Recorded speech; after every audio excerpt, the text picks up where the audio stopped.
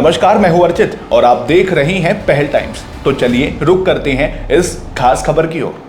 जब दुनिया संकट में होती है, जब बड़े बड़े विकसित देश अपने हाथ खींच लेते हैं, तब एक देश खड़ा होता है जो न केवल अपनी बल्कि पूरी मानवता की चिंता करता है।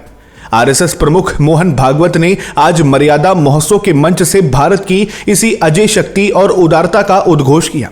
आखिर क्यों भागवत ने कहा कि भारत ही दुनिया का असली रक्षक है।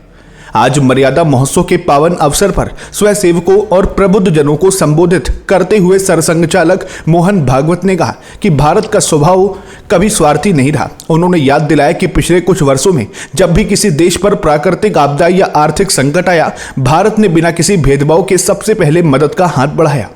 भागवत के अनुसार ये भारत के संस्कारों में है कि हम वसुधैव कुटुंबकम यानी पूरी दुनिया को एक परिवार मानते हैं। मोहन भागवत ने मर्यादा शब्द की व्याख्या करते हुए इसे भारत की विदेश नीति और सामाजिक ढांचे से जोड़ा।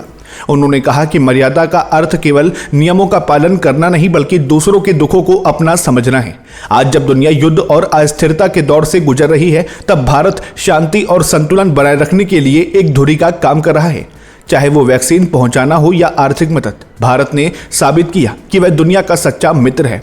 संबोधन के दौरान उन्होंने आंतरिक एकता पर भी जोर दिया। भागवत ने कहा कि अगर हमें दुनिया की चिंता करनी है तो पहले हमें खुद को मर्यादा में रहकर शक्तिशाली बनाना होगा। जब भारत के नागरिक अनुशासित और एकजुट होंगे, तभी हमारा राष्ट्र दुनिया के संकटों को हरने की क्षमता रखेगा।